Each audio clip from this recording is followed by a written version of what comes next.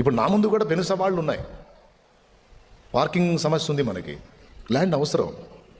మరి నేను అడిగితే వాళ్ళు ఏమన్నా నా చంకలో ఉన్నారా? ఏమీ లేరుగా. నేనైతే రోజు దేవుని దగ్గరికి పంపుతా ఉన్నా. ఆల్రెడీ సౌండ్లో ఉన్నోళ్ళు నాకు అప్పచెప్తారా? మరి దాన్ని నమ్మకానికి పెట్టాలంటే ఏం కావాలి? సౌండ్ డౌన్ అవ్వాలి. మరి ఆ సౌండ్ వాళ్ళకి సౌండ్ డౌన్ అవ్వాలంటే మరి దేవుడు జోక్యం చేసుకోవాలిగా. కాబట్టి డౌన్ చేస్తాడో, ప్రేరణ కలిగిస్తాడో, లేకపోతే పరిస్థితులు కల్పిస్తాడో, ఏది చేస్తాడో ఆయన ఇష్టం. వీడికి ఇది అవసరం కదా అని ముందే తెలుసు, ఆయనకి ముందే తెలుసు. అప్పటి నుంచే ప్రిపేర్డ్గా ఉంటాడు. మనం అడిగినప్పుడు కార్యాన్ని మొదలు పెడతాడు. ఆ సమయం వచ్చినప్పుడు దాన్ని మన చేతుల్లోకి ఇస్తాడు.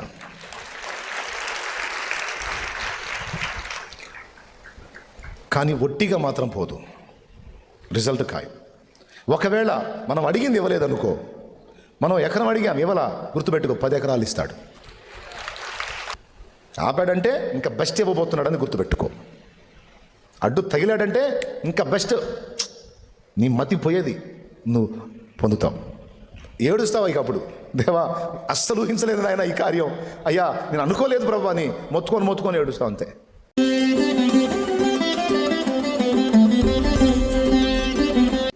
మాడుగు పెట్టి బాది ఏ సునావులో ఈ సంతానాన్ని అని బాదాడు మాడుగు పెట్టి.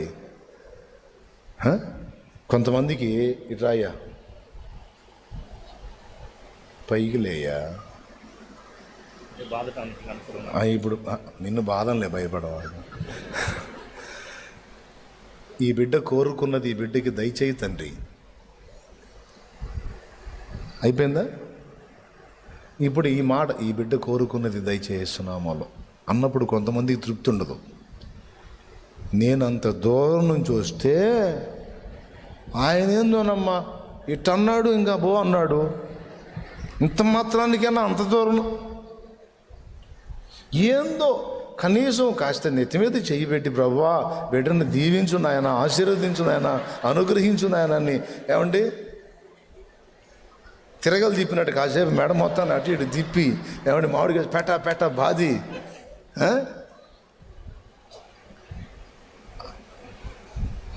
ఏమన్నా ఉందా? ఇది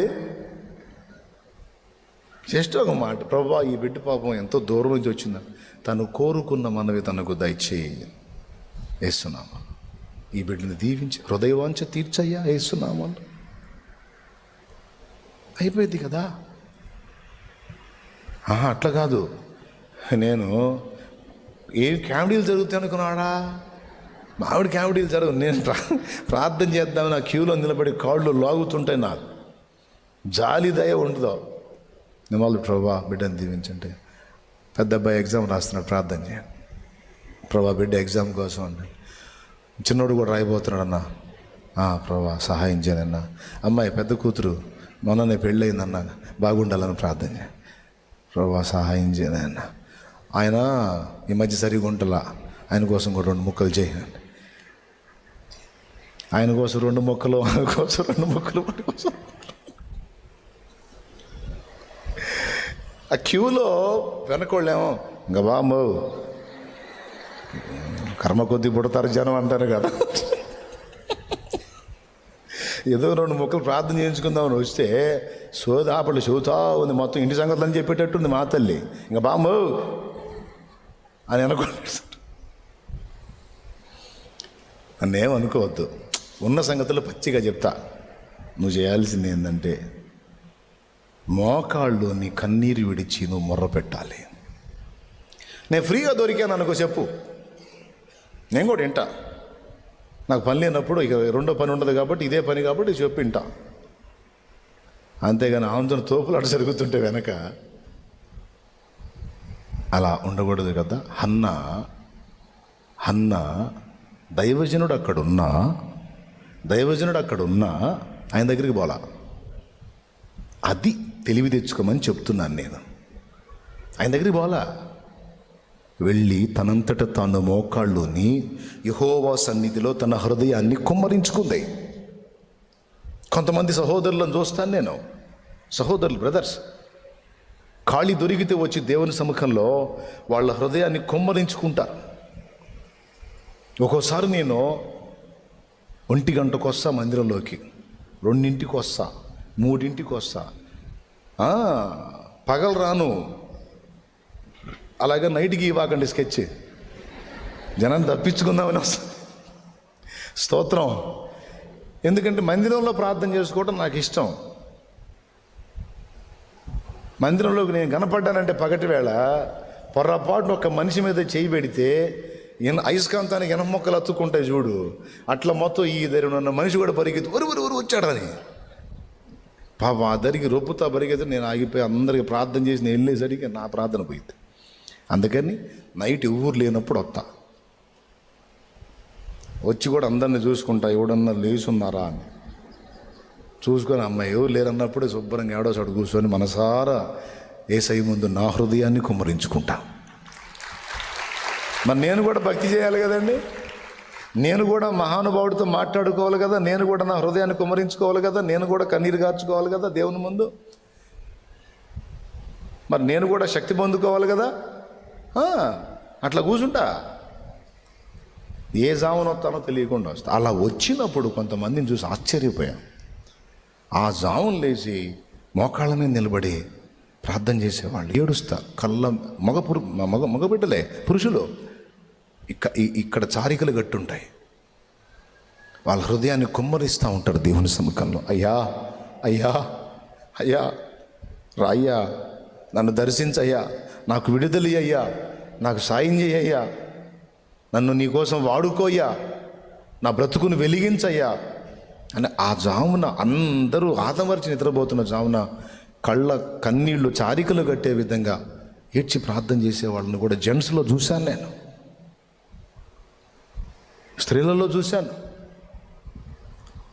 నా చెల్లెళ్ళు పాపం బంగారు తల్లులు రోజు ఒక గుంపు ఇక్కడ ప్రార్థన చేస్తారు 3 దాకా 10ంటికి అట్లా వచ్చి 3 దాకా బిడ్డలు ప్రార్థన చేస్తారు గుంపు. మీరు చూడండి కావాలంటే. వాళ్ళకి ఆ భారం, నా కోసం చేతులు ఎత్తుతారు, అయ్యా నీ దాసుడయ్యా అన్నయ్యా అని. బిడ్డలారా, ఎందుకు ఈ విషయాలు చెప్తున్నానంటే, అన్న ఆయన సముఖంలో, దేవుని సముఖంలో తన హృదయాన్ని కుమ్మరించింది. మన హృదయాన్ని కుమ్మరించాల్సిందే దేవుని ఎదుట, దేవుని యొద్ద. అలా ప్రార్థన చేసుకొని హృదయాన్ని కుమ్మరించుకొని కోరి, ఒక మగ శిశువుని ఇవ్వమని కోరి, ఆ కోరికను దేవునికి తెలియజేసి, అలాగే నువ్వు ఇచ్చిన ఆ బిడ్డని నీ కోసమే అప్పగిస్తాను, పాలు విడవగానే తెచ్చి ఇక్కడే అప్పచెప్తానని తీర్మానం చేసి, నొక్కబడి చేసి, ఆ చివర్లో, ఆ ముగింపులో ఏలి ఒక్క మాట, నీవు కోరుకున్న మనవి యెహోవా దయచేయునుగాక. అంతే. ఆ మాటతో వెళ్ళిపోయింది. బిడ్డ వచ్చేసాడు, పుట్టాడు బిడ్డ. సమూయేల్, రాజులను శాసించే ప్రవక్త పుట్టాడు. నానా గుర్తుపెట్టుకోండి, దైవజనుడికి ప్రయారిటీ ఇవ్వాలి, విలువ ఇవ్వాలి, రెస్పెక్ట్ ఇవ్వాలి. కానీ దేవుడి కన్నా కాదు. దేవుని సముఖంలోకి వచ్చి శాలేమన్న దొరికాడు అంతే చాలు. తప్పు. శాలేమన్న దొరికినా దొరక్కపోయినా నాకు యేసయ్య దొరికాడు, యేసయ్య పాదాలు దొరికినాయి. ఒకవేళ అన్నుంటే, అన్నా ఒక చిన్న బ్లెస్సింగే అన్నా, ప్రభా బిడ్డని దించు, థ్యాంక్స్ అన్నా. ఎంతమందికి అర్థమైంది? ఇప్పుడు కోట అయినాక క్యూలో ఎవరన్నా మూలిగారా, ఇక మాడుగు పెట్టి పోతా. జస్ట్ ఒకవేళ ప్రేయర్ చేయించుకోవాలంటే చేతులు ఉంచుతాను, నీ మనవి నువ్వు కోరుకున్నది దేవుడు నీకు దయచేయాలని, ప్రభా బిడ్డ హృదయవాంఛ తీర్చయ్యా అని ఒక మాట అంటాను. నీ హృదయంలో ఏం కలిగి ఉన్నావో నువ్వు దేవుని ముందు నీ హృదయాన్ని కుమ్మరించమ్మా. అయ్యా ఓకేనా? రైట్. నానేం చేస్తాడు? మనం ఆ విధంగా హృదయాన్ని కుమ్మరించుకొని భర్త కోసమో, బిడ్డల కోసమో, భార్య కోసమో, అప్పుల సమస్యలో, రోగమో, పిల్లల భవిష్యత్తో ఏది అడుగుతావు అడుగు. నీ శరీరానికి కావాల్సిన ఆయనే ఇస్తాడు, నీ ఆత్మకు కావాల్సిన ఆయనే ఇస్తాడు, నీ ఫ్యామిలీ అవసరతలన్నీ ఆయనే తీరుస్తాడు. కానీ నీ హృదయాన్ని దేవుని ముందు కుమ్మరించి నువ్వు గోజాడుకోవాలి. ఆ ఫైనల్లో దైవజనుడు దొరికితే వచ్చిన మాట బ్లెస్. ఇలా మనం ప్రార్థించినప్పుడు వినండి, ఇక ఇలా ప్రార్థించినప్పుడు దేవుడు తన కార్యం మొదలు పెడతాడు. గాలి శబ్దం రప్పించి 1000 మందిని పోగు చేసినట్టుగా నువ్వు ఎవరి నిమిత్తం మొర్ర పెడుతున్నావో వాళ్ళని వెంటాడటం మొదలు పెడతాడు పరిశుద్ధాత్ముడు. ఎందుకంటే నువ్వు పదే పదే కోరుతున్నావు కదా, అయ్యా ఫలానా వ్యక్తిని మీరు దర్శించండి. ఎప్పుడైతే ఈ మనవులు అక్కడికి వెళ్తాయో ఇక దేవుడు ఆ వ్యక్తిని టార్గెట్ చేయటం మొదలు పెడతాడు. టార్గెట్ చేస్తాడు, కొన్ని అనుభవాల్లో కూడా తీసుకెళ్తుంటాడు. అవి నీకు అర్థం కావు. అతడు ఏమీ మారనట్టు కనపడతాడు, ఆమె ఏమీ మారనట్టే కనపడిద్ది. కానీ హృదయంలో జరిగే పని జరిగిద్ది. లోపల గుల్ల అయిపోతుంటారు. అయ్యి ఒక నాటికి, అమ్మాయి ఇక నేను కూడా చర్చికి వస్తా కానీ ఎక్కడ నువ్వు వెళ్ళే చర్చి ఏది అని అతని నోటితో అతన్ని అడుగుతాడు.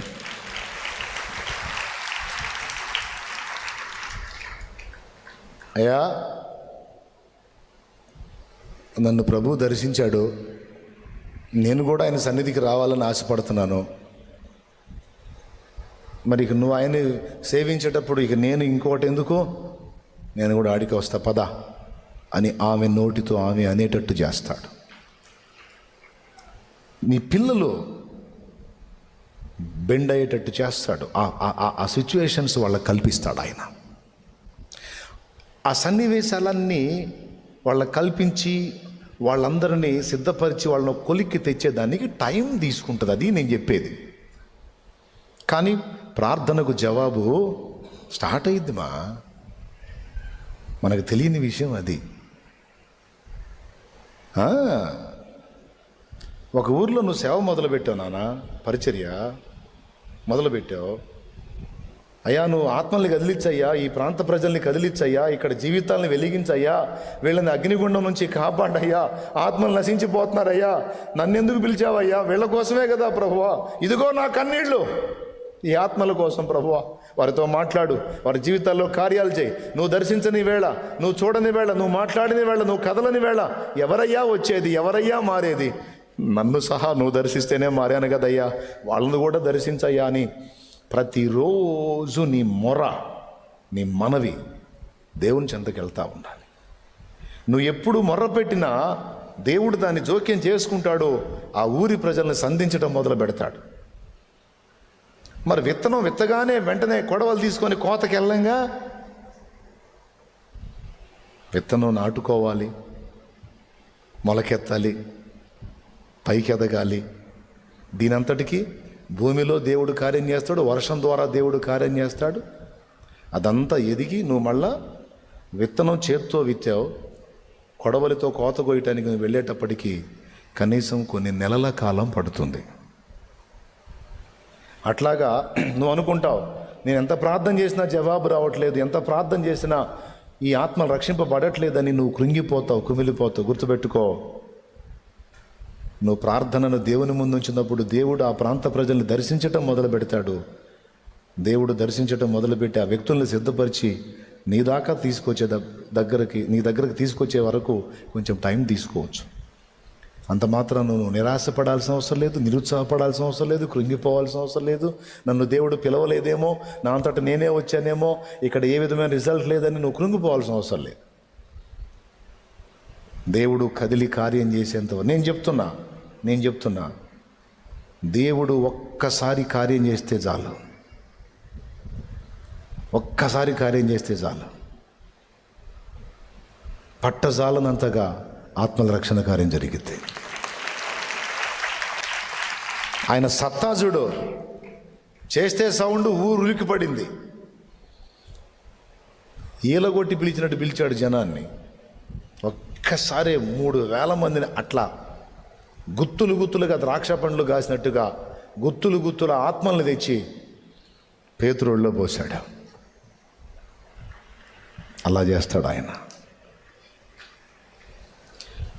ఆత్మలను దర్శించాల్సింది ఆయనే, వాళ్ళకి ఆ పరిస్థితులు కల్పించాల్సింది ఆయనే, మంపెక్కినోడికి మంపు దించాల్సింది ఆయనే, పిచ్చి పీక్ స్టేజ్కి పోయినోడికి పిచ్చి వదిలించాల్సింది ఆయనే, ఆ అనుభవాల్లో గుండా తిప్పాల్సింది ఆయనే, మొత్తాన్ని గొర్రెల దొడ్డిలోనికి తోలుకొచ్చినట్టుగా మొత్తాన్ని తోలుకు రావాల్సింది ఆయనే.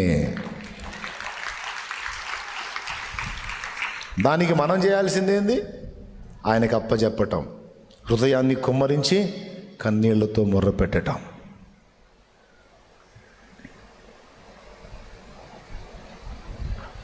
ఇక అప్పుడు ఎవరెవరిని రెడీ చేయాలో, ఎవరెవరిని తీసుకురావాలో ఆయన తెస్తాడు. నాకు మొర్ర పెట్టుము, నీకు ఉత్తరం ఇచ్చేదను. నన్ను అడుగు, జనములలో నీకు సొత్తుగా, భూమిని దిగంతములో నీకు స్వాస్థ్యముగా ఇస్తాను. ఉన్నాయి కదా వచనాలు. నా యందు మీరుందో, మీ యందు నా మాటలు నిలిచి ఉన్న ఎడల మీకు ఏది ఇష్టమో అడగండి, అదంతా నేను ఇస్తాను. నా నామమున మీరు నన్ను ఏమి అడిగినను నేను చేతును. ఇవన్నీ లేఖనాలేగా, రైట్. కాబట్టి అది సంగతి. ఓకేనా? అంతవరకు క్లియర్గా అర్థమైంది కదా మీకు? ఇప్పుడు చెప్పు, నువ్వు చేసే ప్రార్థనలు నీ వారి పక్షంగా దేవుడి ముందుకు వెళ్ళినాయా లేదా? ఏమో వెళ్తే ఏది జవాబు ఏది లేదు నాన్న.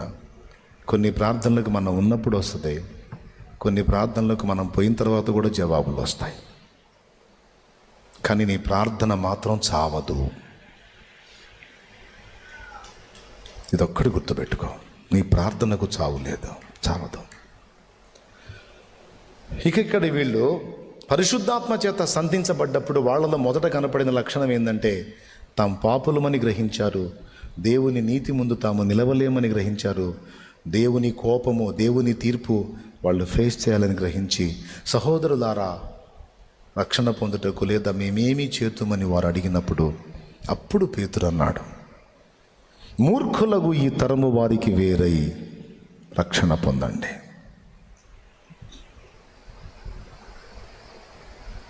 ఓకేనా? అక్కడి నుంచి మన పాయింట్ స్టార్ట్ అయింది. అయితే ముందు పునాదిలో చెప్పిన విషయాలు ఏది మర్చిపోవద్దు. కొంచెం టైం తీసుకున్నా ఖచ్చితంగా జవాబు ఖాయమని నమ్మి నీ హృదయాన్ని దేవుని ముందు కుమ్మరించి ప్రార్థన మాత్రం నువ్వు ఆపొద్దు. తమ్ముడు, ఎంతమందికి వినపడుతుంది నాన్న? ప్రార్థన మాత్రం నువ్వు ఆపొద్దు. నువ్వు మొర పెడతానే ఉండు, దేవుని దగ్గర పంపిస్తానే ఉండు ఎవ్రీడే. నాకు దేవుడు నేర్పింది అది, నేను నేర్చుకుంది అది. ఇప్పుడు నా ముందు కూడా పెను సవాళ్ళు ఉన్నాయి. పార్కింగ్ సమస్య ఉంది, మనకి ల్యాండ్ అవసరం. మరి నేను అడిగితే వాళ్ళు ఏమన్నా నా చంకలో ఉన్నారా? ఏమీ లేరుగా. నేనైతే రోజు దేవుని దగ్గర పంపుతా ఉన్నా. దేవుడు కూడా ఇప్పుడు వాళ్ళు దాన్ని నా చేతికి ఇవ్వాలంటే ఇప్పుడు ఆల్రెడీ సౌండ్లో ఉన్నోళ్ళు ఇస్తారా? ఆల్రెడీ సౌండ్లో ఉన్నోళ్ళు నాకు అప్పచెప్తారా? మరి దాన్ని నమ్మకానికి పెట్టాలంటే ఏం కావాలి? సౌండ్ డౌన్ అవ్వాలి. మరి ఆ సౌండ్ వాళ్ళకి సౌండ్ డౌన్ అవ్వాలంటే మరి దేవుడు జోక్యం చేసుకోవాలిగా. కాబట్టి డౌన్ చేస్తాడో, ప్రేరణ కలిగిస్తాడో, లేకపోతే పరిస్థితులు కల్పిస్తాడో, లేకపోతే నా మీద వాళ్ళకి మమకారం పుట్టిస్తాడో, ఏది చేస్తాడో ఆయన ఇష్టం. మన చేతికి దేవుడు అప్పచెప్పాలంటే ముందు దేవుడు అటు పక్క నుంచి కార్యాలు చేసుకుంటా రావాలి. అర్థమైందా? ఇంకొక విషయం చెబుతా. మనం ఏదో ఇప్పుడు అవసరం అన్నట్టు అడుగుతాం, కానీ అసలు మనం అవసరం అన్న సంగతి అడక్క ముందే వీడికి ఇది అవసరం కదా అని ముందే తెలుసు. ఆయనకి ముందే తెలుసు. అప్పటి నుంచే ప్రిపేర్డ్గా ఉంటాడు. మనం అడిగినప్పుడు కార్యాన్ని మొదలు పెడతాడు. ఆ సమయం వచ్చినప్పుడు దాన్ని మన చేతుల్లోకి ఇస్తాడు.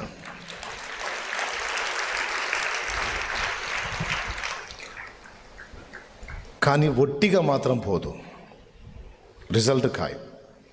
ఒకవేళ మనం అడిగింది ఇవ్వలేదనుకో, మనం ఎకరం అడిగాం ఇవ్వలా, గుర్తుపెట్టుకో 10 ఎకరాలు ఇస్తాడు. మనం అడిగిన కార్యం ఇంత జరగల, అయితే డోంట్ వరీ, 10 దేవుడు చేస్తాడు. 10 ఇవ్వాలనుకుంటే తప్ప ఆపడు. ఆపాడంటే ఇంకా బెస్ట్ ఇవ్వబోతున్నాడని గుర్తుపెట్టుకో. అడ్డు తగిలాడంటే ఇంకా బెస్ట్, నీ మతి పోయేది నువ్వు పొందుతావు. ఏడుస్తావు ఇక అప్పుడు, దేవా అస్సలు ఊహించలేదు నాయన ఈ కార్యం, అయ్యా నేను అనుకోలేదు ప్రభు అని మొత్తుకొని ఏడుస్తావు అంతే. కృతజ్ఞతతో అట్లుంటాయి దేవుని కార్యాలు. ఏమంటారు? ఇవన్నీ చాలామన్న అనుభవాలు. దేవునికి స్తోత్రం. మూర్ఖులకు ఈ తరము వారికి వేరే రక్షణ పొందండి అన్నాడు కదా. అసలు వాళ్ళని మనల్ని వేరు చేసేవేంటి? 2 ముక్కలు చెప్పుకొని మనం ప్రార్థన చేసుకుందాం. అసలు పాయింట్ నెంబర్ 1లోనే ఫెయిత్ ప్రస్తావన వచ్చింది, విశ్వాసపు ప్రస్తావన వచ్చింది. ఏ సువార్త మనకు అందిందో అదే సువార్త వాళ్ళకు కూడా వినిపించబడింది, కానీ వారు విశ్వసించలేదు. మనం విశ్వసించాం. ఇప్పుడు విశ్వసించని వారు అవిశ్వాసులైతే, విశ్వసించిన వారు విశ్వాసులైతే, ఇప్పుడు వాళ్ళు మనం ఈ పాయింట్లో డివైడ్ అయ్యాం. ఇంకా ఏ ఏ విషయాల్లో వేరుపరచబడ్డాం? వాళ్ళు నమ్ముతున్న వాటిని మనం నమ్మట్లేదు, మనం నమ్ముతున్న ప్రభుని వాళ్ళు నమ్మట్లేదు, విడిపోయాం. 1, వాళ్ళు ఫాలో అవుతున్న గ్రంథాలు వేరు, మనం ఫాలో అవుతున్న గ్రంథం వేరు, గ్రంథం దగ్గర వేరియేషన్ వచ్చింది. ఓకే, ఆ మార్గంలో ఉండి వాళ్ళు కలిగి ఉన్న క్యారెక్టర్ వేరు, ఈ మార్గంలో ఉండి మనం సాధన చేయాల్సిన క్యారెక్టర్ వేరు, వేరియేషన్ వచ్చింది. స్తోత్రం చెప్పండి 2 చేతులు ఎత్తి. నేను చెప్పింది ఎంతమందికి అర్థమవుతుంది? వాళ్ళ గ్రంథం మన గ్రంథం ఒకటేనా? రైట్. వాళ్ళు ఫాలో అవుతుంది మనం ఫాలో అవుతుంది ఒకటేనా? వాళ్ళు ఫాలో అవుతున్న క్యారెక్టర్ మన క్యారెక్టర్ ఈక్వలా? లేదు.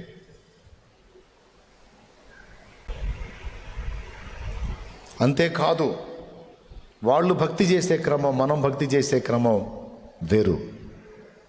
అంతేకాదు, సిద్ధపాటు విషయంలో కూడా వాళ్ళకి రాకడను గూర్చిన సందేశం లేదు, విశ్వాసం లేదు. మనకి రాకడ ఉంది గనుక దానికి తగ్గట్టు మన సిద్ధపాటు వేరు, వాళ్ళ సిద్ధపాటు వేరు. వాళ్ళ సిద్ధపాటు క్రీస్తుని ఎరగని లోకస్తుల సిద్ధపాటు అంతా డబ్బును పోగేసుకోవటం, ఆస్తులు పోగేసుకోవటం, భోగాలు పోగేసుకోవటం అన్నదానిలోనే ఉంటుంది. కానీ క్రీస్తు రాకడ నిరిగిన మన సిద్ధపాటు మారు మనసు పొందటం, రక్షణ పొందటం, సువార్త ప్రకటించటం, అనేకులను రక్షణలోకి నడిపించటం, ఆత్మల భారంతో పనిచేయటం, మనకున్న దాన్ని దేవుని కొరకు వెచ్చించటం, దైవ చిత్తం నెరవేర్చటం, దేవుని రాజ్య నిర్మాణానికి పాలివారం కావటం, ప్రభు పరిచర్యలో పాలు పంపులు పొందటం, దేవుడు అవకాశం ఇస్తే సేవ చేయటం, సంఘం కట్టడానికి అవకాశం ఇవ్వడం, వెళ్ళగలిగితే వెళ్ళటం, లేదా వెళ్ళే వాళ్ళకి సపోర్ట్ ఇచ్చి పంపించడం. అసలు మన ప్రయాణమే వేరు. వాళ్ళని మనల్ని వేరు చేసిన పాయింట్ ఏది? విశ్వాసమే. ఆ విశ్వాసం అనేది మనలో లేనప్పుడు వాళ్ళు మనం ఈక్వలా కాదా? వాళ్ళని మనల్ని వేరు చేసిన గీత పేరేంది? కాదు, పెద్దగా చెప్పు. అది ఆ గీత లేదనుకో, వాళ్ళు మనం ఒకటే. అవునా? వాళ్ళని మనల్ని వేరు చేస్తున్న గీతే విశ్వాసం. ఎస్ 100% ప్రభువు అన్నాడు సమరయ స్త్రీతో, మీరు మీకు తెలియని దాన్ని ఆరాధిస్తారు, మేము మాకు తెలిసిన దాన్ని ఆరాధిస్తాం.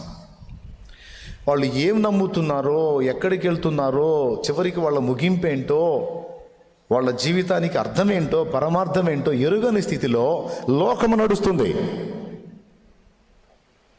కానీ మనకు రక్షకుడు తెలుసు, మన సృష్టికర్త తెలుసు, ఆయన మనల్ని ఎందుకు చేశాడో తెలుసు, మనం ఏం చేశామో తెలుసు, మనం చేసిన వాటన్నిటి నుంచి మనల్ని విడిపించడానికి ఆయన ఏం చేశాడో తెలుసు. ఏం చేశాడు? ప్రాణం తీశాడా? ప్రాణం పెట్టాడు. టోటల్గా క్లైమాక్స్ ఏంటో తెలుసు.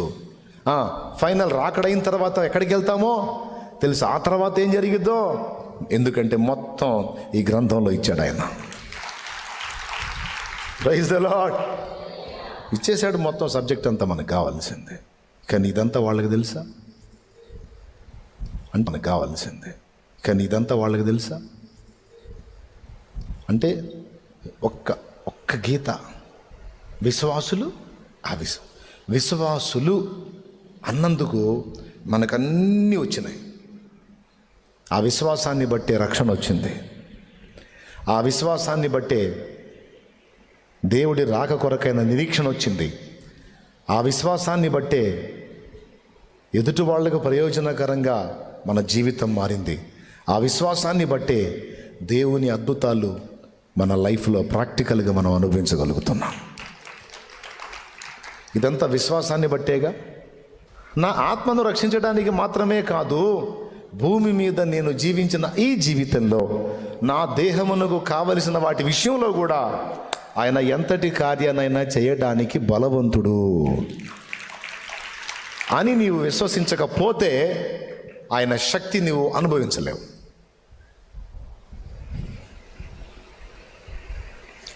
అది నువ్వు విశ్వసించాలి. ఇది లేఖనంలో ఏం చెప్పాడంటే దేవుని కార్యములు స్వతంత్రించుకొనుటకు కావలసిన విశ్వాసం. ఆమెకి 12 ఏళ్ల జబ్బు, రక్తస్రావం. ఇప్పట్లో డాక్టర్లు చూపిస్తే 12 ఏళ్ల నుంచి ఈ సమస్య ఉంది, ఏమమ్మా క్యాన్సర్ అమ్మా, అది ఆ గర్భసంచి క్యాన్సర్ వచ్చినట్టుంది నీకు అని చెప్తారు డాక్టర్. సింపుల్గా చెప్పాలంటే ఆమెకి క్యాన్సర్ అనుకోండి. 12 ఏళ్ల నుంచి ఆ సమస్యతో బాధపడుతుంది. అయితే యేసు ప్రభువుని గురించి వింది. విచిత్రం చెప్పనా, ఆమె యేసు ప్రభు నా పాపాల కొరకు ప్రాణం పెట్టాడు, నా కోసం 3వ నాడు తిరిగి లేచాడు, 2వ రాకడలో రాబోతున్నాడు, ఇవన్నీ ఏమి తెలియవు ఆమెకి. ఎందుకనగా ఇంకా ప్రభు సిలువ ఎక్కలా. ప్రభు సిలువ ఎక్కల, ఆమె ముందే ఉన్నాడు. సిలువాడెక్కాడు, సిలువ ఎక్కి ప్రాణం పెట్టి తిరిగి లేచి అపోస్తలులు ప్రకటించినప్పుడు విన్న వాళ్ళకి అవన్నీ ఇంకా ఏం జరగల. మరి ఇప్పుడు ఆమె ఆత్మరక్షణ సంగతి ఏంది?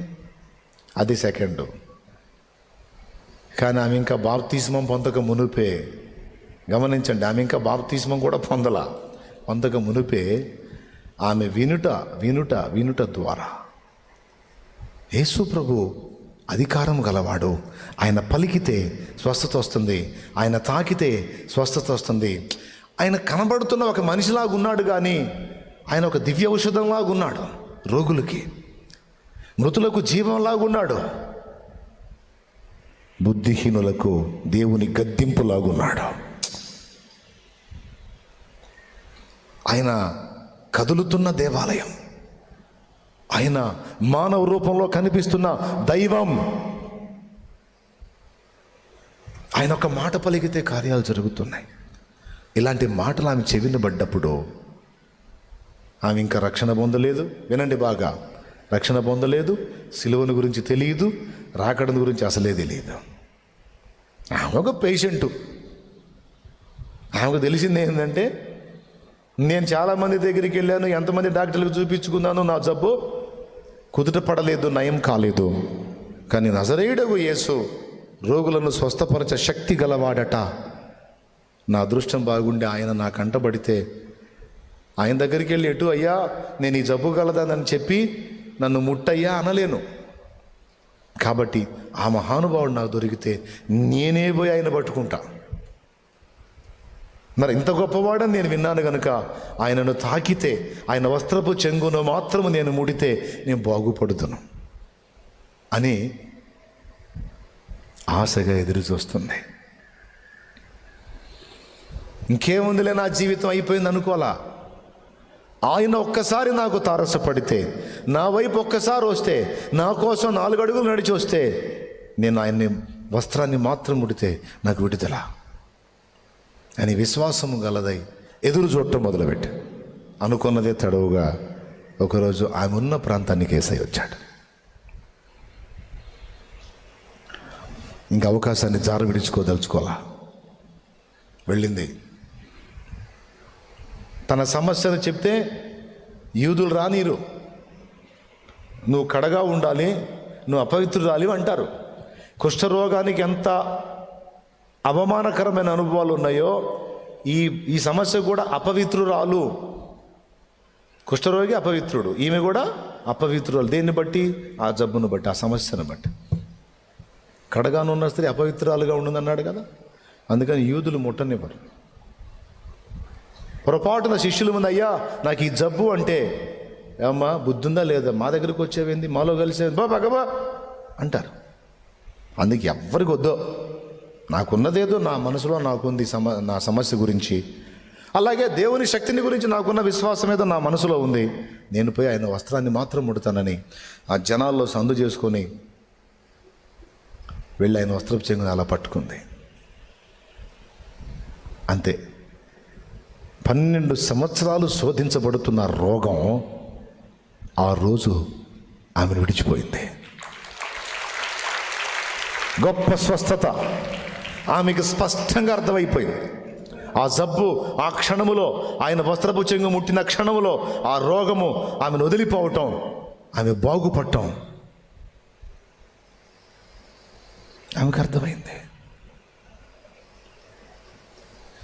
ఆమెకే కాదు, ఆమె ఎవరిని ముట్టిందో ఆయనకు కూడా అర్థమైంది. ఏమర్థమైందో తెలుసా? ప్రభావము ఆయనలో నుండి, ప్రభావము అన్న దగ్గర శక్తి అని రాసుకో, శక్తి అని రాసుకో. యేసు ప్రభు ఎంత షార్పో తెలుసా? తనకు శక్తి ఏ స్థాయిలో నింపబడిందో తెలుసు, ఎక్కడ ఖర్చు అయిందో తెలుసు. మనకు అసలు శక్తి ఉందో లేదో కూడా తెలియదు. మనకేం లేకపోయినా ఉన్నట్టే ఫీలింగ్ ఇచ్చి నడుస్తున్నాం మనం. శక్తితో నింపబడటం, ఆ శక్తి ఖర్చు అయిపోవటం, ఆ వెలితి కూడా గుర్తుపట్టాడు ఆయన. ఆగాడు. అది ఎలాంటిదంటే, సొమ్ము సంచి నడుముకి ఈ పక్క ఒకటి, ఆ పక్క ఒకటి, ఈ చేతిలో 2, 4 సొమ్ము సంచులు పట్టుకొని నడుస్తున్న ఒక వ్యక్తికి ఎవరన్నా వచ్చి ఓ పక్క ఉన్న సొమ్ము సంచిని తీసేశారనుకో, ఇక 3 అర్థమైద్దిగా. అంటే మీకు అర్థం కావటానికి అలా పోల్చాను. ఏంది 3 ఉన్నాయి, ఇంకొకటి మిస్ అయింది, ఎవరు తీశారన్నట్టు ఠక్కుమని ఆగాడు. ఈమెకేమో స్వస్థత వచ్చింది, ఆయనకేమో ఆ శక్తి ఆమె లాక్కుందన్న సంగతి అర్థమైంది, ఆమె బాగుపడిందని అర్థమైంది. ఇప్పుడు ఆమె సాక్ష్యం రావాలిగా ముందుకి. నన్ను ముట్టినది ఎవరు అన్నాడు. ఏం ప్రశ్న? బాయ్ నన్ను ముట్టింది ఎవరు అన్నాడు. వాళ్ళు ఎంతగా చూశారు ఆయనకి వెళ్ళి. బోధకుడికి ఏమన్నా ఏమైంది? బోధకుడికి నన్ను ముట్టింది ఎవరు? జనములు ఎగిసి ఆయన మీద పడుచుండగా, మేము ఆయన చుట్టూ ఉండి ఆయనను తాకుతుండగా నన్ను ముట్టినది ఎవరు అంటాడేమిటి అని వాళ్ళు వింతగా చూస్తున్నారు. ప్రభువా, జనములు ఎగసి నీ మీద పడుచుండగా నన్ను ముట్టినది ఎవరు నీవేలా అడుగుచున్నావు అంటే, ఈ జనాలు పైన పట్టడం, మీరు వచ్చి నన్ను తగలటం ఇవన్నీ వేరమ్మా. కానీ ఒక పర్సన్ ఉంది, ఆ పర్సన్ నన్ను ఎలా ముట్టిందంటే నాలో ఉన్న శక్తిని స్వతంత్రించుకున్నట్లు ముట్టింది.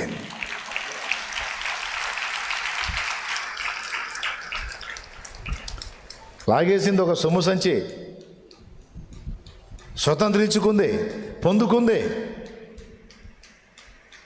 ఎవరో అన్నాడు. అప్పుడు ఆమెకు బలు పెరిగింది, పట్టుకున్నాడు. మరుగై ఉండలేదు నీకు యేసయ్యా. మరుగై ఉంటామా? అప్పుడు గడగడలాడుతూ వచ్చి నిలబడింది. నేనేనయ్యా. ముట్టింది ఎవరని ఆయన అంటాడు. ముట్టింది నేనయ్యా అనుకుంటే ఏమొచ్చింది? ఈ 2 సీన్లు చూసినప్పుడు శిష్యుల ముఖం ఎట్టబెట్టుంటారు మీరు ఊహించండి ఒకసారి. ఈయన అడిగిన ప్రశ్న సరే, ఏమొచ్చింది ఏంది? నేనేనయ్యా ముట్టిందని. అసలు వీళ్ళిద్దరి మధ్యలో ఏం జరిగింది?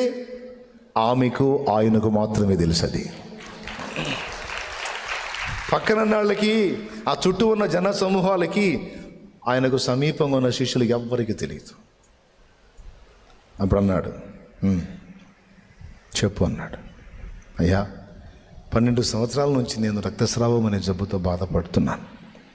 నా సొమ్మంతా వైద్యులకు దారిపోశాను. చివరికి చావు కోసం ఎదురు చూస్తున్న వేళ నిన్ను గురించి తెలుసుకున్నాను. ఏనాటికైనా నువ్వు వస్తావు, నన్ను దర్శిస్తావు, నా దేన స్థితి నుంచి నన్ను విడిపిస్తావు.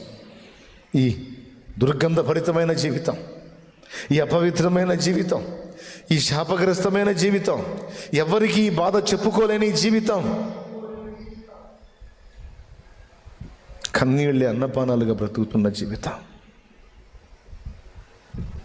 ఈ జీవితం నుంచి నాకు, ఈ వేదన నుంచి విడుదల నీ ద్వారానే దొరుకుతుందని ఎదురు చూశాను. ఈరోజు నువ్వు నాకు కంటబడ్డావు.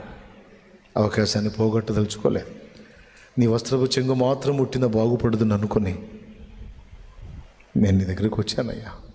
జనంలో నుంచి నేనే వచ్చి నేను ముట్టుకున్నాను. ఇప్పుడు నేను స్వస్థత పొందాను. అప్పుడు ఒక మాట అన్నాడు యేసయ్య. ఏమనంటే, కుమారి కుమారి, నీ విశ్వాసమే నిన్ను స్వస్థపరిచాను.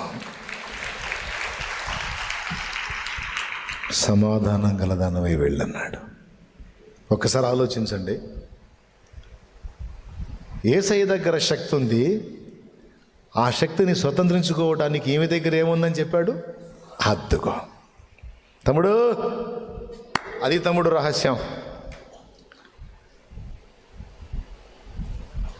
ఇప్పుడు మనకి ఆనాడు ఆమె దగ్గర లేనిది ఇప్పుడు మనకుంది, కానీ ఆనాడు ఆమె దగ్గర ఉన్నది ఇప్పుడు మనకు లేదు. మళ్ళీ అర్థమయ్యేటట్టు చెప్తా. ఆనాడు ఆమెకు లేనిది ఈనాడు మనకున్నది, కానీ ఆనాడు ఆమెకు ఉన్నది ఇప్పుడు మనకు లేదు. ఏందో చెబితే గ్రేటే మీరు.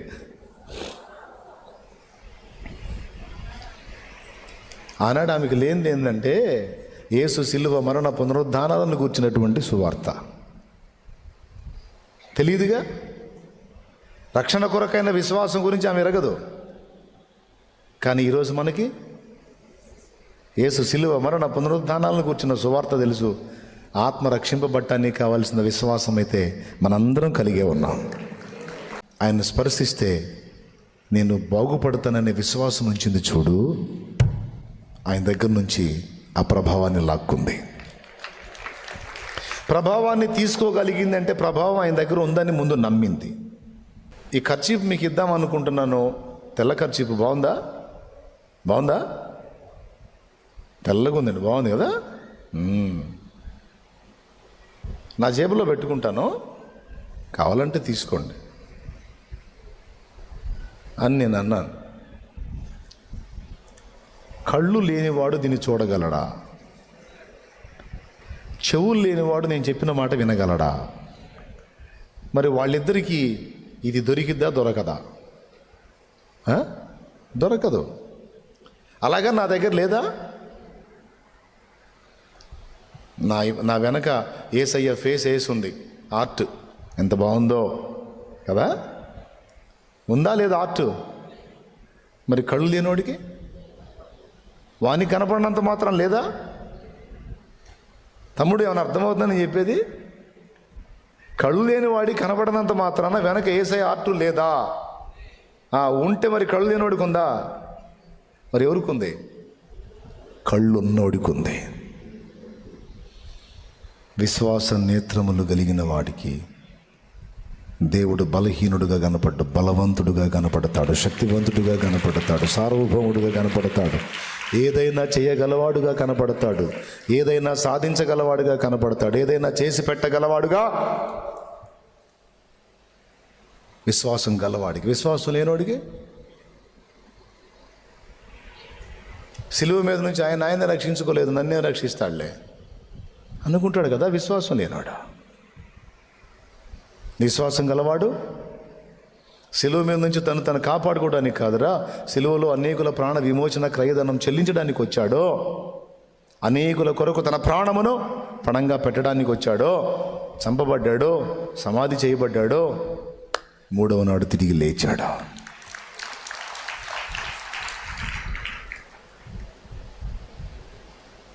ప్రియులారా, మరణపు అనుభవాన్ని రుచి చూసి తిరిగి లేచిన పునరుద్ధానుడు యేసు.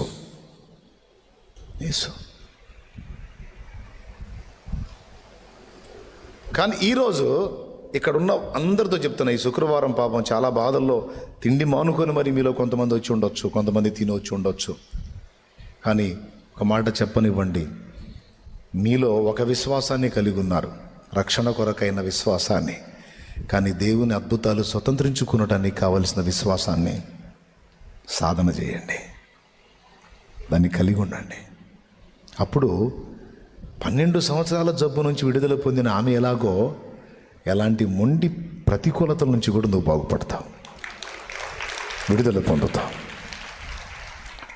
నువ్వు దేవుణ్ణి ఏ చట్టంలో పెట్టి చూస్తావో ఆ స్థాయిలో నీకు జవాబు వస్తుంది. నువ్వు దేవుణ్ణి సర్వశక్తుడిగా చూసావనుకో, నీ ఎడల జరిగే కార్యాలు కూడా అలానే ఉంటాయి. దేవుడు ఏం చేస్తాడో లేబ్బా, ఇది కష్టమే అంటే, అవును కష్టమే అంటాడు. ఆయన్ని నువ్వు పరిమితి చేయగలవు, గుర్తుపెట్టుకో. ఆయన అపరిమితుడే, కానీ నువ్వు పరిమితి చేయగలవు. ఆయన ప్రవహించే మహానదే, కానీ ఆ మహానది నుంచి నీ ఇంట్లోకి ఒక అంగుళం పైపు మాత్రమే నువ్వు వేసుకుంటే నీకు అడుగు ధార రాదు. మహానదే, నువ్వు అంగుళం పైపు వేసావు, ఆ నది నుంచి ఇంటికి అంగుళం ధారే వస్తుంది. అంటే ఆ మహానది నీ ఇంటికి వచ్చేటప్పటికి అంగుళం పైపులో పరిమితం చేయబడింది. అడుగు తూమేసావు అనుకో, వచ్చి పడుతుంది అంతే. జస్ట్ ఒక పెద్ద హౌస్ నిండడానికి అంగుళం దారైతే రోజంతా పట్టిద్ది. అడుగుతూ అనుకో, జస్ట్ స్విచ్ వేసి అదుగో ఇదిగో అని ఆపేయటమే, నిండిపోద్ది. అదే 2 అడుగులు తూమైతే, 4 అడుగులు తూమైతే అందులో ఈత కూడా కొట్టొచ్చు నువ్వు.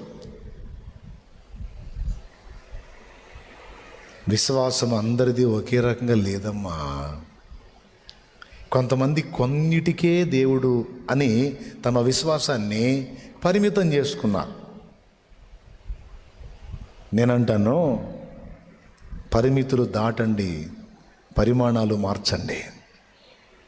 అచంచల విశ్వాసాన్ని, మరి ఎక్కువైన విశ్వాసాన్ని కలిగి ఉండి దేవుని కొరకు గొప్ప వాటిని ఆశించండి. దేవుని అందలి విశ్వాసం మూలంగా గొప్ప వాటిని పొందుకోండి. నాకెంతవరకు చాలు, నాకు అంతవరకు చాలు అని పరిమితం చేయొద్దు. ఆయన ప్రవహించే మహానది నీ చేతనైతే ఆయన ఎంత ప్రవహించాలనుకుంటాడో అంత ప్రవహించడానికి అందుబాటులోకి వెళ్ళిపోండి. ఆయన శక్తిని, దాన్ని పరిమితం చేసి ఆలోచించకండి. నేనైతే అలా ఫిక్స్ అయ్యా. ఎవరైనా నా ముందుకు వచ్చి ఇది అసంభవం అంటే నేను ఇష్టపడను ఆ మాట. అది నీకు చెప్పినోడికి, కానీ నా దేవుడికైతే కాదు. ఆయన తలుచుకుంటే ఇది కాదు, దీని తాతను చేసే దమ్మున్నోడు ఆయన చేస్తాడు. సౌలు తన విశ్వాసాన్ని పరిమితి చేసుకున్నాడు. ఇశ్రాయేలు సర్వ సైన్యం తమ విశ్వాసాన్ని పరిమితి చేసుకున్నారు. కానీ దావీదు అలా చేసుకోవాలా. వాళ్ళందరూ గొలియాతునే చూశారు. ఇప్పుడు మామూలు వండి కొట్టడం అంటే ఏదో దేవుడు సాయం చేస్తాడు సార్, వాడేంది 10 అడుగులు 12 అడుగులు ఉన్నాడు, అంత టోన్ని కొట్టాలంటే మనకి బలం కష్టం. అంటే వీళ్ళ విశ్వాసం, మళ్ళీ వీళ్ళందరూ విశ్వాసులే. ఆఖరికి యెషయి కొడుకులలో ఏలియాబు, మిగిలిన ఒక 2, మొత్తం ఒక 3 దాకా అక్కడ ఉన్నారు. 2-3 ఉన్నారు అక్కడ యుద్ధంలో. అదే ఫ్యామిలీలో వాడు కదా దావీదు. దావీదు ఎందుకు వాళ్ళు దిగాలి యుద్ధంలోకి, కానీ దిగలా.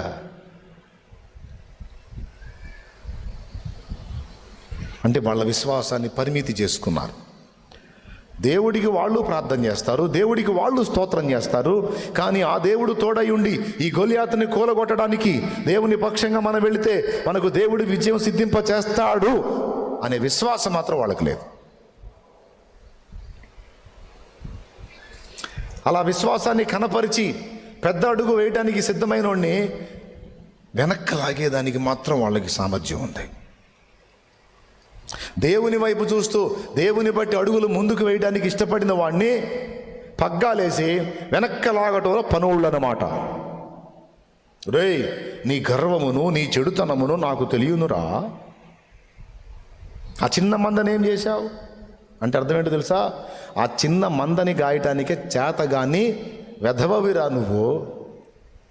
పెద్ద పోటుగాళ్ళలోకి వచ్చావు, యుద్ధానికి వెళ్తావా అంటే ఏందిరా నీ గర్వం ఏందంటే ఇక నేను ఎదవననేగా. ఏలియాబు ఇప్పుడు అన్నల ఫీలింగ్ అదే కదా. అన్న చేయింది తమ్ముడు చేస్తానంటే అన్న కోపం వచ్చిద్దా రాదా? అన్న మొయ్యలేని బరువు తమ్ముడు మోస్తానంటే అన్నకు మండిద్దా లేదా? ఎందుకు మండిద్ది? 2 కారణాలు బట్టి మండిద్ది. ఒకటి అంటే అప్పుడు వీడు నన్ను అసమర్థుడిగా లెక్కేశాడుగా, నా వల్ల గాంధీ వాడు చేస్తానన్నాడంటే నన్ను ఎదవం చేశాడుగా, అక్కడ మండిద్ది. రెండోది ఎందుకు మండిద్ది అంటే నేనే మొయ్యలేందాన్ని ఎత్తుకోబోతున్నాడు దరిద్రుడు సస్తాడని మండిద్ది. ఏమైనా అర్థమైందయ్యా? పాపం అట్లా పెద్దవాడికి మండి ఏమిరా నీ గర్వం? దావీదు అన్నది ఏం తెలుసా? గర్వం కాదురా నీ అవిశ్వాసం. దావీదు విశ్వాసానికి ఏలియా పెట్టిన పేరు గర్వం. కానీ దావీదు గుండెల్లో గర్వం ఉందో విశ్వాసం ఉందో దావీదుకి తెలుసు. ఏం ఎదురు చెప్పాలా? ఎందుకు వాంతో వాదన? విశ్వాసం లేనోడితో నా దగ్గర ఉంది, ఏదో నా దగ్గర ఉంది అని మళ్ళీ ఇంకొకడిని గల్లిచ్చాడు పోయి. విశ్వాసం గల్లవాడు ఆగడు అంతే. దేవుని శక్తిని తక్కువ అంచనా వేయటం అంటే వాడి వల్ల కాదు, వాడు దాన్ని జీర్ణించుకోలేడు. నిజంగా 40 రోజుల సమస్యకి విశ్వాస వీరుడు ఒక్క రోజులో ముగింపు చెప్పేశాడు. ఏమర్థమైంది ఇప్పుడు నేను చెప్పింది మీకు? చెప్పండి, ఎవరు గెలిచారు? గొల్యాతు గెలిచాడా? సౌలు మాటలు గెలిచినాయా? ఏలియాబు విమర్శలు గెలిచినాయా? దేవుని యందలి విశ్వాసం గెలిచిందా? అది గెలిచింది అక్కడ, దేవుని యందలి విశ్వాసం. మనిషి చిన్నోడే కావచ్చు, కానీ కొండల్ని పెకలించగల విశ్వాసం హర్షణీయం కదా. మళ్ళీ ఇశ్రాయేలుకు రాజు ఉన్నాడు ఆడ, కానీ గొల్యాతు పొడుగులు చెప్తున్నాడు. వాని పాండిత్యం, వాని నైపుణ్యం, వాని యుద్ధ విద్యలు, వాడి ఎప్పుటోడు, వాడికి ఎంత నైపుణ్యం ఉంది, వాడి ఈట ఎంత పొడుగు ఉంది, వాడి కత్తి ఎలా ఉంది, వాడి కవచాలు. ఈరోజు నేను ఈ మాట మీకు ఎందుకు చెప్తున్నానంటే, ఒక జబ్బు నీకు వచ్చిందనుకో, డాక్టర్లు ఏం చెబుతారంటే ఆ జబ్బు ఎందుకు వచ్చిద్ది, ఏ విధంగా వచ్చిద్ది, అది ఏ విధంగా మన బాడీని డ్యామేజ్ చేసిద్ది, కిడ్నీలను ఎట్లా జడగొట్టిద్ది, గుండెని ఎట్లా జడగొట్టిద్ది, లేకపోతే ఊపిరితిత్తులను ఎలా జడగొట్టిద్ది అని. సౌలు కానీ వాడు చిన్నప్పటి నుంచి యుద్ధ విద్య అభ్యసించిన వాడి ఈట ఎంత పొడుగు ఉంది, వాడి డాల్ ఎలా ఉంది, వాడి శిరస్త్రాణం ఎంత ఉంది, వాడి బాడీలో అన్ని కవచాలు ఎట్లా పెట్టుకున్నాడు అని ఒక పెద్ద రిపోర్ట్ ఇచ్చాడు దావీదుకి. మనకు కానీ వైద్యులు రిపోర్ట్ ఇచ్చినట్టు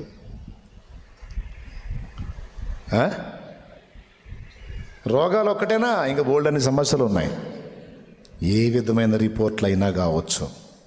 దావీదు అంటాడు, వాడి ఈట ఎంత ఉంటే నాకెందుకు, డాల్ ఎంత ఉంటే నాకెందుకు, కవచాలు వేసుకుంటే నాకెందుకు, వేసుకోపోతే నాకెందుకు, వాడు చిన్నప్పటి నుంచి పనోడైతే నాకెందుకు, వాడు ముసలప్పటి నుంచి పనోడైతే నాకెందుకు, వాడు ఎప్పుడోడైతే నాకెందుకు, ఎంత పొడుగుంటే నాకెందుకు, వాడు ఎంతటి వాడైనా ఒక్కటి నేను ఎరుగుదునో, నా దేవుని కంటే వాడు బలవంతుడైతే కాదు, నా దేవుని కంటే వాడు శక్తి గలవాడైతే కాదు.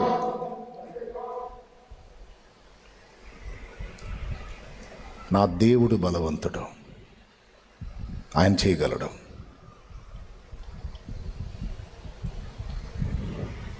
ఇప్పుడు వాళ్ళు ఎంతటి వాళ్ళు అయితే నాకెందుకు, ఆ సమయం వచ్చినప్పుడు ఒక తగులుతాడు, వచ్చి అప్పచెప్పి వెళ్తారు యేసునామంలో. అట్లా ఫిక్స్ అయి కూర్చుంటా నేను. హైదరాబాద్ ఎంత గొప్పదైతే నాకెందుకు, నేను అక్కడ చేయాలనే సంకల్పంలో ఉంటే ఆ సమయం వచ్చినప్పుడు ఒక తగులుతాడు, అదే వచ్చింది నా కాళ్ళ దగ్గరికి, అప్పుడే వేస్తా. ఈలోపు అన్నీ రెడీ చేయడానికి మా డాడీకి సమయం ఇస్తా. ఆవేశపడి వస్త్రములు చించుకొనను, నింపాదిగా కూర్చొని స్తోత్రిస్తా. ఎంతమందికి అర్థమైందో ఏమో మరి. హల్లెలూయా.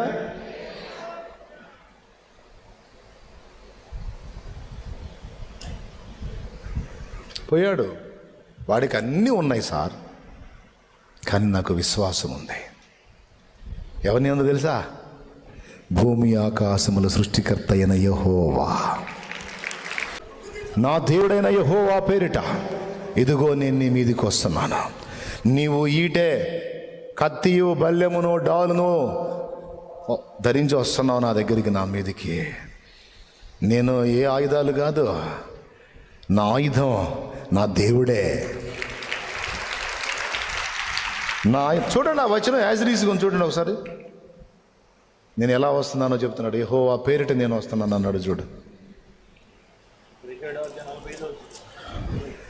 సమూయేలు, మొదటి సమూయేలు 17:45 అంట. చూడండి ఒకసారి. దావీదు, నీవు కత్తియు, ఈటయు, బల్లెమును ధరించుకుని నా మీదకి వచ్చుచున్నావు.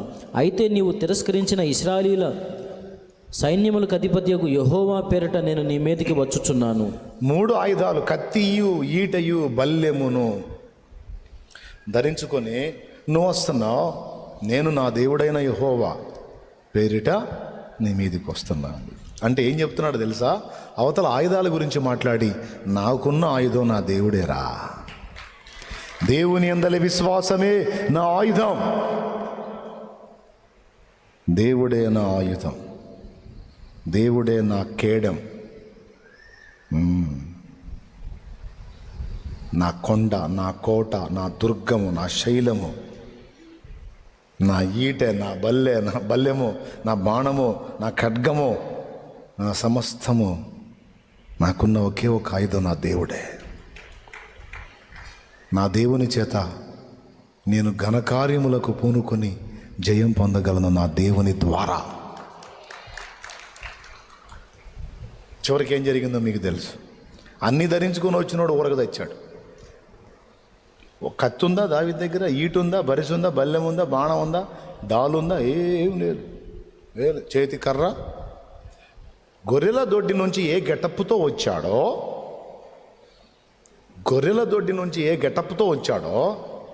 అదే గెటప్తో వాడి ముందుకెళ్ళాడు. ఏమయ్యా ఆయుధం తీసుకెళ్ళి నాదన్న అన్నాడు సౌలు. వద్దు సార్, ఏ ఆయుధాలు లేకుండా సింహపు నోరు చీల్చడానికి దేవుడు నాకు శక్తినిచ్చాడు. ఏ ఆయుధము లేకుండా ఎలుగుబంటిని చీల్చడానికి శక్తినిచ్చాడు. ఏ ఆయుధం లేకుండా వీడిని కూడా మట్టి గరిపించడానికి నాకు దేవుడే శక్తినిస్తాడా? నాకు అవసరం లేదు. పోయి సాధించుకొచ్చాడు. దారుణం ఏంటంటే, దేవా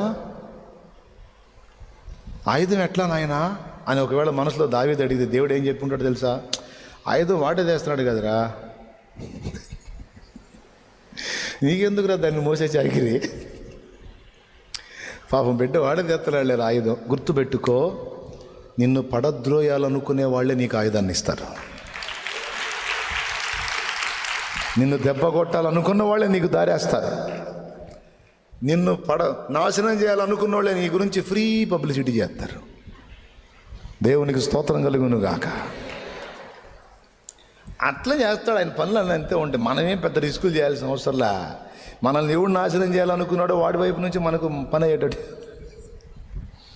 ఇప్పుడు మళ్ళీ కత్తి మోసే పరిస్థితి ఏముంది? శుభ్రంగా వాడే కత్తి తెచ్చుకున్నాడు, కావాల్సిందే వాడే తెచ్చుకున్నాడు. అడ్డం పెట్టుకోవాల్సిందేమో పక్కోడికి ఇచ్చాడు. ఏంటిది? డాలు, పళ్ళెలాగుంటుంది అది కదా వాడి చేతిలో పెట్టుకోవాలి. అంటే ఉండటానికి అంత పొడుగున్నాడు, కానీ ఒకవేళ అది ఏదన్నా సురుగ్గా ఉన్నా ఆయన దాన్ని మొద్దుబార చేసే శక్తి గలవాడు. అందుకే వాళ్ళు ఏం చేస్తారో వాళ్ళకే తెలియకుండా వాళ్ళ చేత చేయించి మనకు ఆయుధాలు అప్పచెప్పి ఆ ఆయుధంతో వాడినే పచ్చడి కింద కొట్టేటట్టు చేస్తాడు. నువ్వేం కంగారు పడాల్సిన అవసరం లేదు. గందరం నువ్వు ఒక్కటే ఆయన నామములో పో, ఆయన నామములో పో, ఆయన యందు విశ్వాసంతో పో. నీ సమస్య నీకు ఒక ఆశీర్వాదంగా మారింది. నీ శత్రువు ఖడ్గమే నీ చేతి ఆయుధంగా మారింది. నీ ఓటమే నీకు ఒక అద్భుత పాఠమై గొప్ప గెలుపుగా మారింది.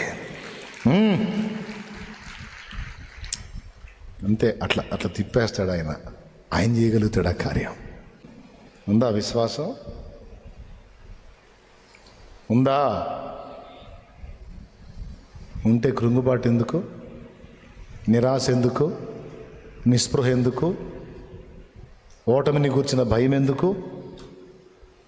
చావు కోసం ఎదురు చూపెందుకు? చచ్చేపోయింది సావాలని ఆరాటం ఎందుకు? మరణాపేక్ష ఎందుకు? అంటే నీ తలంపుల్లో నీ దేవుడిని అసమర్థుడిగా చూస్తున్నావు. అలా చూశాడు సౌలో, అందుకే తన కత్తి మీద తనే పడి చచ్చిపోయాడు.